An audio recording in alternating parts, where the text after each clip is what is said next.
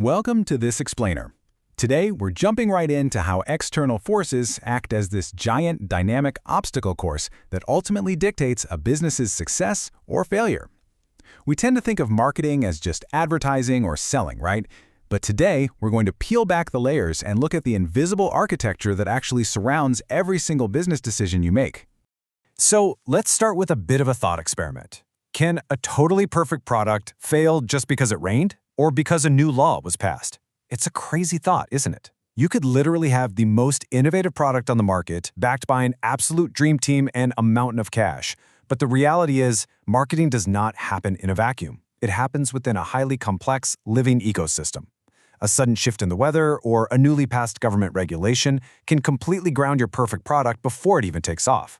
Our goal today is to map out that ecosystem so you actually know how to navigate it. Here is our roadmap for this explainer. First, we'll define the marketing environment.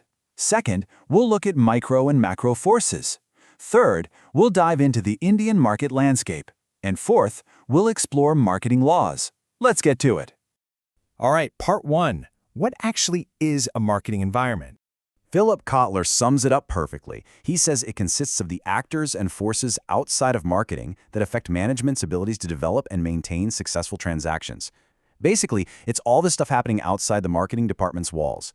The crucial takeaway here is that even though managers cannot control all of these external forces, they absolutely have to watch them like a hawk to survive.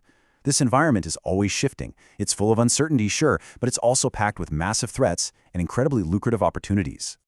Moving on to part two, micro and macro forces. These are the layers wrapped around every single business operating today. Picture this marketing ecosystem as a set of giant concentric circles, kind of like a bullseye.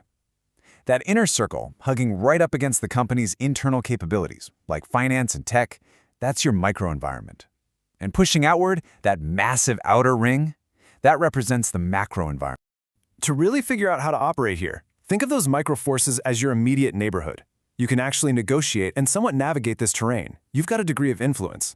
On the flip side, the macro forces are like the weather. You literally can't change the weather, but you have to drastically alter your strategy to survive a storm or take advantage of a sunny day. So, looking a bit closer at the microenvironment, these immediate players require your constant negotiation.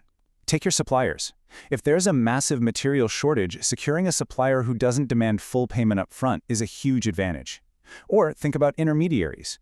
A new company might really struggle to find dealers willing to stock their stuff without offering huge discounts.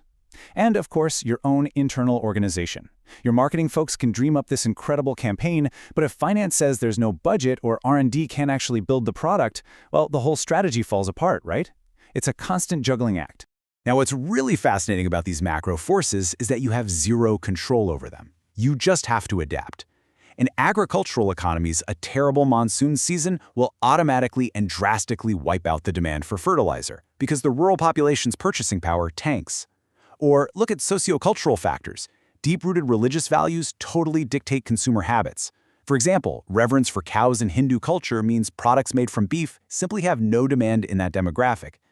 Even tech shifts, like 3D printing, totally disrupting the clothing industry, are massive waves. You either learn to ride them or you get crushed.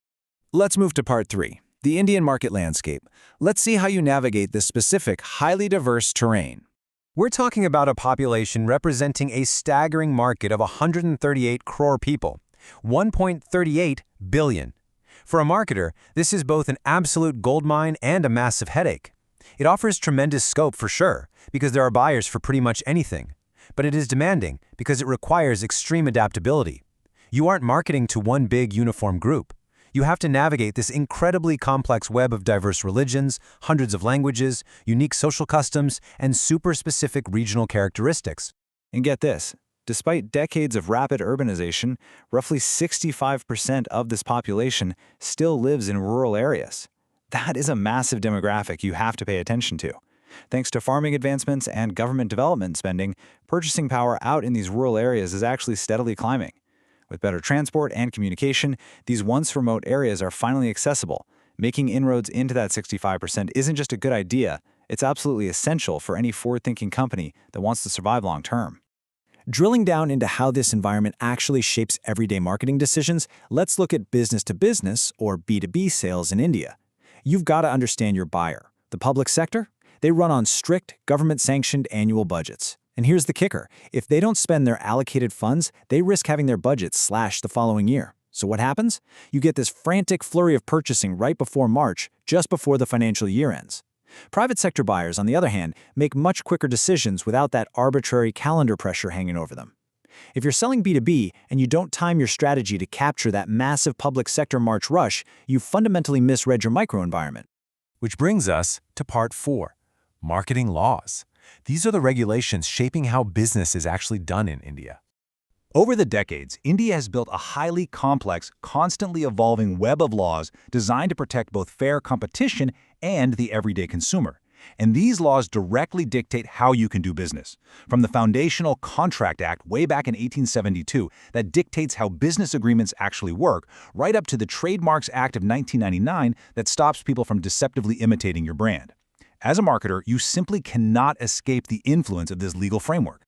Consider this really fascinating historical guardrail, the Drugs and Magic Remedies Act of 1954. This law literally prohibits advertisements from claiming a remedy has magical properties or falsely cures diseases.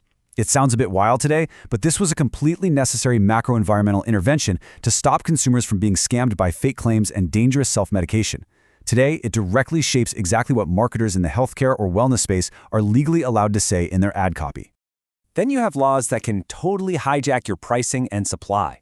The Essential Commodities Act is a prime example of direct state intervention that can completely override your pricing strategy. If a product is deemed essential, the government can just step in and fix the price in the public interest. The idea is that the state can allocate those resources better than pure market forces can, which means your profit margins are entirely at the mercy of the political environment. And of course, as the technological macro environment shifts, the legal environment has to adapt right alongside it. The Consumer Protection Act of 2019 totally modernized consumer rights for the digital age, cracking down heavily on unfair practices. Most notably, it rolled out specific new rules regulating how goods are sold on e-commerce platforms. So if you're a digital marketer, you are now facing a totally updated, complex set of compliance requirements. So what's the big takeaway here? As you plan your next major business move, you have to look beyond your product and your immediate team. Remember, this ecosystem is alive. From haggling with suppliers to vast, uncontrollable shifts in weather, changing demographics, and new laws, your survival literally depends on your readiness to adapt to the total unknown. The environment is always shifting. The real question is, what external force is going to disrupt your strategy next?